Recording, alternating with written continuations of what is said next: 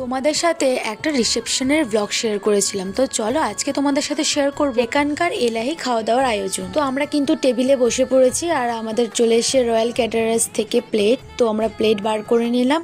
তো প্লেটটা ছিল একটু ইউনিক, কাঁসার থালায় ছিল কলা পাতা দেওয়া। তো ফার্স্টেই ছিল ফিশ বাটার ফ্রাই, তার সাথে ছিল স্যালাড আর সস, সেটা খেতে মোটামুটি বেশ ভালোই লাগছিল। পরে ছিল মশলা কুলচা, তার সাথে কিমা চানা মশলা। এটা সত্যি কথা বলতে আমার খুবই ভালো লেগেছে। ওটা খাওয়ার পর সজ্জা চলে আসে আমাদের বাঙালির সবার প্রিয় সাদা ভাত, তার সাথে ভেজ ডাল আর ঝুরো ঝুরো আলুর চিপস। ওটা দিয়ে জমিয়ে খাওয়ার পর পাতে চলে আসলো আমাদের দই কাতলা।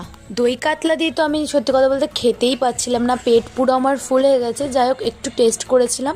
তারপরেই চলে এসেছিলো কিন্তু আমাদের শাহি পোলাও, আর তার সাথে ছিল গরম গরম মাটন কষা। তো মাটন তো আমি খেতে পছন্দ করিও না। ওটা দিয়ে কোনো রকম খাওয়া দাওয়ার পর কিন্তু চলে আসে আমাদের ফ্রুট চাটনি, তার সাথে পাঁপড় ভাজা। তো ফ্রুট চাটনি দিয়ে পাঁপড় ভাজা খেতে বেশ ভালো লাগলো। সেটা খাওয়ার পর চলে আসে আমাদের কিন্তু দুটো করে লট চমচম, আর তার সাথে একটা করে মিল্ক কেক। আর এই মিল্ক কেকটা কিন্তু আমি কখনো খাইনি, ফার্স্ট টাইম টেস্ট করলাম। ওটাও বেশ ভালোই ছিল, আর তার সাথে লট চমচমের কোনো কথাই হবে না।